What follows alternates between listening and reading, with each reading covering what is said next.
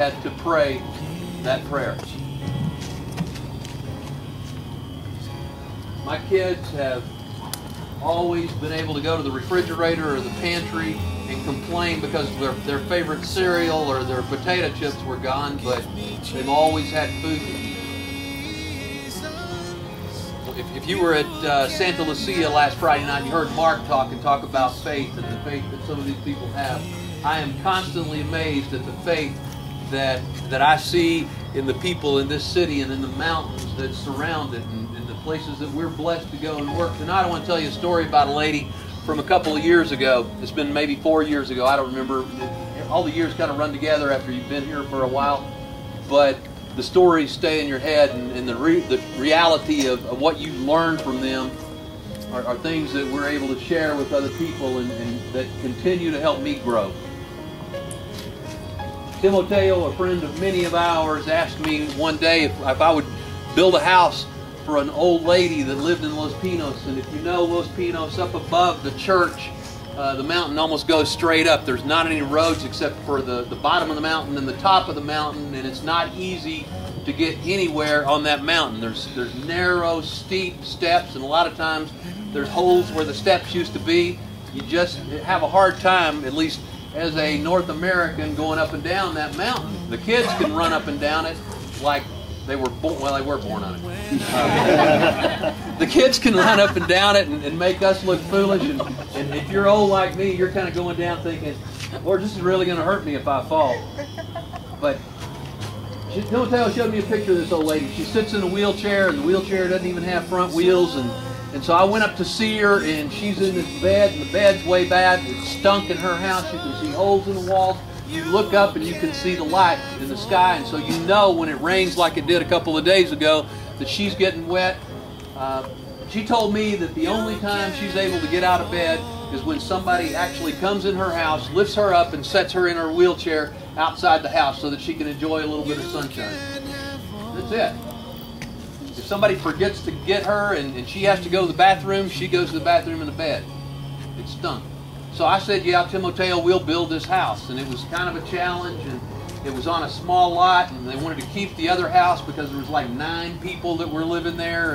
And so we built this 16 by 16 house, and we're all chests out and proud that we got this house done, and we drug the family in there, and we had the prayer like we always do.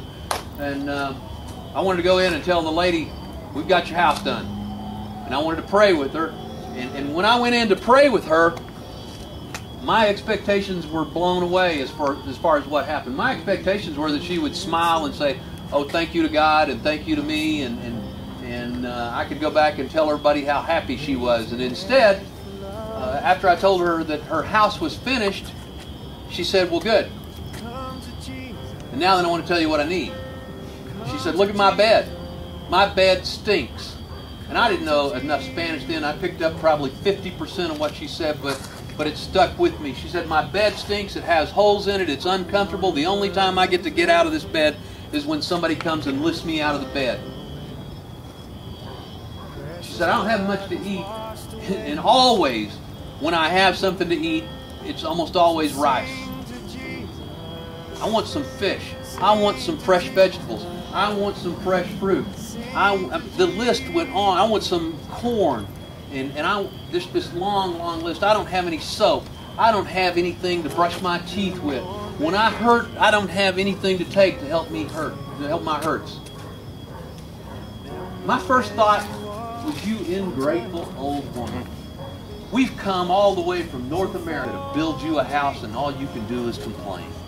And I prayed with her, and I walked out of the house, and it was like, I'm glad that's done.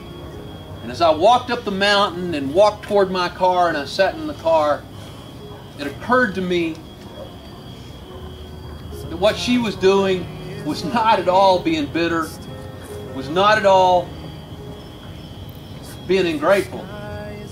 Because as a faithful person, if we pray to God to give us something, and we don't go out and take the action that we know is necessary to have that, then we're not very faithful. We really don't expect God to answer our prayers. She had prayed for a house. She saw a group of people that came in and answered her prayer for a house. And so it was her natural act of faith to look at the people that built the house and to give the list to. Here's what I need. I've prayed to God for these things, and hopefully you'll be able to fulfill some of them, because if you're God's answer to my prayer for building this house, then maybe you'll be God's answer to my prayer for something better to eat than a bowl of rice every day, for something more comfortable to lay in than a urine-infested mattress with holes in it, for something that can make me comfortable.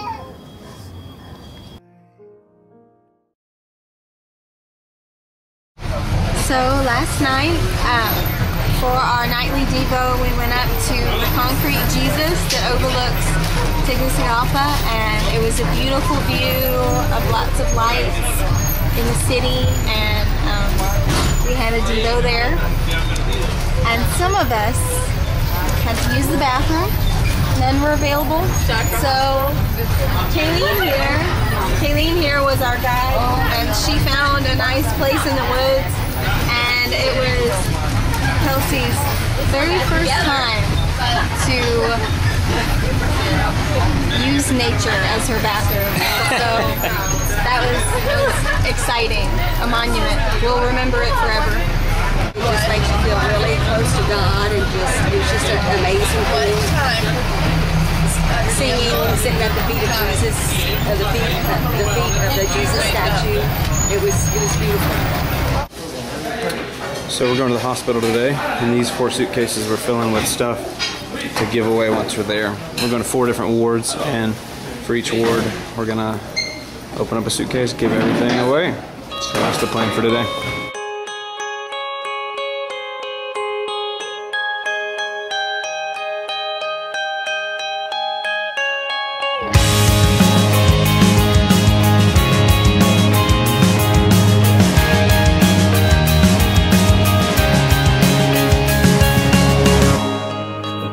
Cathedrals I've tried in vain to show the image of your face. We are, by your design, signature of divine. We'll always sing your name forever and today.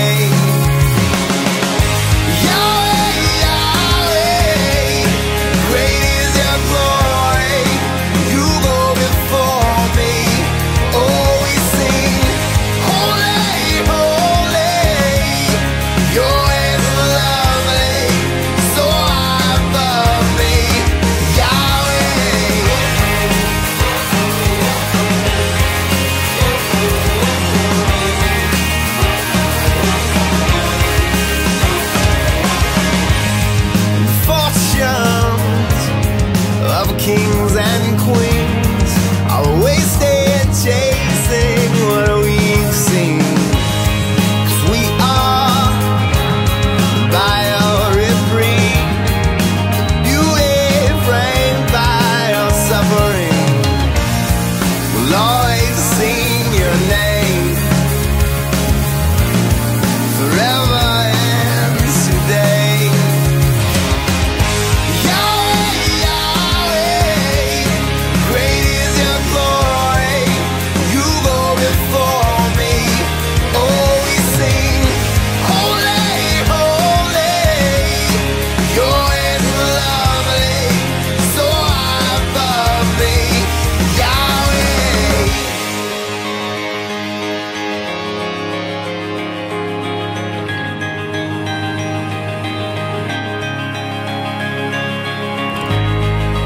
Take me and pull me through, 'cause I can't move without